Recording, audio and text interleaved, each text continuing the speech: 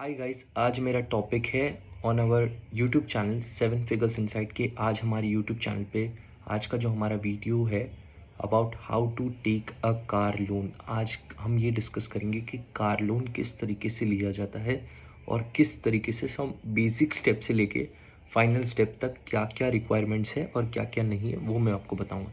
So first of all एक basic चीज़ है कि आपकी एज कितनी है। नॉर्मली 20 एज से लेके आप कभी भी नॉर्मली 60-65 तक की एज वाले पर्सन को आराम से बैंक लोन दे देती है, कार लोन 60 तक नॉर्मली देती है। 65 बहुत ही रेयर केसेस होता है, 60 तक ही नॉर्मली देती है, आपको कार लोन मिल सकता है।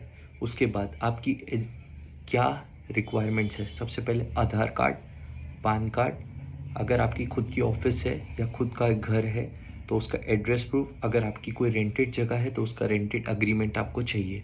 ओके, और आपकी मिनिमम इनकम कितनी हो। मिनिमम इनकम 20,000 रुपीज़ और मैक्सिमम कितनी भी हो सकती है। आपके सैलरी अकाउंट्स, अगर आप सैलरीड पर्सन है तो आपका salary statement of 6 months plus ITR का स्टेटमेंट 6 मंथ्स का लगेगा। उसके बाद बैंक स्टेटमेंट बैंक चेक करेगा कि 6 मंथ्स का है कि नहीं है। सॉरी, आईटीआर का मैंने 6 मंथ्स का बोला, वो गलत है। एक आपका आईटीआर स्टेटमेंट भी लगेगा, प्लस आपको कौन सा टाइप का कार लोन चाहिए वो भी डिपेंड करता है।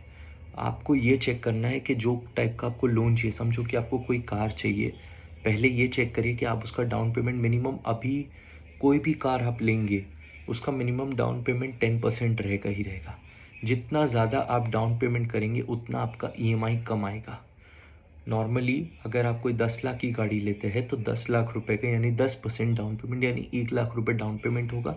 9 लाख रुपीज़ बैंक फिनांस कर देगा। और बैंक क्या करेगा, जो कार डीलर को जिससे आप गाड़ी लेने वाले हैं उसके अकाउंट में डायरेक्टली वो ट्रांसफ़र कर देंगे और फिर आप वो गाड़ी ले लेंगे। अब इसमें इंटरेस्ट रेट क्या होता है, सारे बैंक से इंटरेस्ट रेट कंपेयर करिए। कभी भी कार डीलर आपको बोलते कि मैं करवा देता हूँ, हाँ ज़रूर करवा दीजिए, पर इंटरेस्ट रेट देखिए कि कितना कितना फ़र्क आ रहा है। आप उनसे पहले अपनी कार की कोटेशन ले लीजिए और दूसरे बैंक्स में भी कंपेयर करें और उन्हें भी बोले कि आप भी कंपेयर करें। अब इसमें बहुत ज़्यादा इम्पोर्टेंट है कि इंटरेस्ट रेट कितना आ रहा है। जितना कम इंटरेस्ट रेट उतना ज़्यादा फ़ायदा।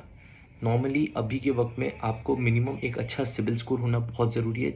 नॉर्मल सिबिल स्कोर यानी 700 का मिनिमम होना चाहिए। 699 पे भी आजकल बैंक्स लोन नहीं देती, मिनिमम 700 हो तो उससे आपको इंटरेस्ट रेट में एक बेनिफिट मिल जाता है। 800 बहुत ही अच्छा स्कोर होता है जो कि बहुत ही हाईली रहता है। कभी कभी कुछ लोगों का 850 टू 900 तो बेस्ट होता है। अब इंटरेस्ट रेट कितना होता है, नॉर्मली सर 8 टू 14% के अंदर भी कोई लोग लोन देते हैं और लोग 14% में भी कार लोन लेते हैं, जो कि बहुत बड़ी गलती है। तो देखो कि किस तरीके का इंटरेस्ट रेट है। सेकेंड थिंग, जब आप देख लेते हो, कंपेयर कर लेते हो कि हाँ मुझे ये इंटरेस्ट रेट है, डाउन पेमेंट जितना ज़्यादा रख सको उतना अच्छा, और देखो कि मुझे इसमें फ़ायदा क्या मिल रहा है, क्या बेनिफिट्स मिल रहे हैं। और अगर मैं अपना लोन पहले क्लियर करता हूँ तो मुझे प्री पेमेंट चार्ज कितना लगता है। प्री पेमेंट का मतलब कि आप अपना लोन पहले क्लियर कर, जैसे आपका गाड़ी का फिनांस आपने 3 साल का करा है लेकिन आप उसे 2 साल में क्लियर कर रहे हैं और आपने सोचा कि अब मैं गाड़ी बेच रहा हूँ या मेरे पास एक एक्सेस अमाउंट का पैसा आ गया तो मैं उसे क्लियर करना चाहता हूँ।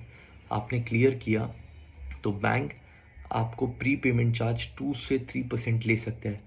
अगर दूसरी बात, अगर आपका ईएमआई पेंडिंग है तो उस अमाउंट पेंडिंग पर भी वो 2 to 3% आपको और हाई चार्ज कर सकता है। समझो अगर 2 लाख रुपए तो 2 लाख पे 2% या 3% और चार्ज करेगा, उसके बाद आपसे क्लियर करेगा। तो ये चीज़ें भी ध्यान रखनी है। बैंक कौन सा फिनांस करने वाला है, try to take nationalize bank, क्योंकि उससे क्या होगा, आपको प्री पेमेंट चार्जेस नहीं लगेंगे, जैसे कि एसबीआई हो गया, बैंक ऑफ बड़ौदा हो गया और बहुत सारे बैंक्स हैं। और जब आप ये आपका आइडिया क्लियर हो जाए उसके बाद एक लोन लीजिए कार का और देखिए उसको ऑटो पे पे रखिए। ऑटो पे पे रहने का बेनिफिट क्या होगा कि बैंक आपको एक्सेस चार्ज नहीं मारेगा, यानी कि अगर आपका ईएमआई बाउंस जाएगा तो वो आपको एक्सेस चार्ज नहीं मारेगा। ऑटो पे पे रहेगा कि तो मतलब आपके अकाउंट में जैसे पैसे आने वाले, सैलरी आपकी 6 तारीख को क्रेडिट होने वाली है और 7th को आपका बैंक रात के 12 बजे तक पैसे काट लेता है, यानी 6 की नाइट 12 o'clock को नॉर्मली। तो वो आपको कट कर लेगा पैसा, लेकिन आपको चार्ज नहीं लगेगा। अगर आपको 7th मॉर्निंग में पता चलता है कि आपका ईएमआई या चेक बाउंस हुआ है, तो आप पर वो 690 या 590 जो भी बैंक चार्जेस है वो तो लगेंगे ही लगेंगे, प्लस अगले दिन एक डिले होगा। तो इसके लिए अच्छा है कि पहले से ही ऑटो पे पे रखें और जितना हो सके क्रेडिट स्कोर अपना अच्छा रखें। तो ये सब चीज़ें हैं आपको इम्पोर्टेंटली ध्यान रखनी है। और इंटरेस्ट रेट प्लीज़ कंपेयर करें, कम से कम 4-5 बैंक का देखिए कि क्या इंटरेस्ट रेट आ रहा है। नॉर्मली 9% आता है, 9.10 है, 9.5 है, 10% है, वो सब कंपेयर करें और जो बैंक बेस्ट लगे उससे आप लोन फाइनेंस करें।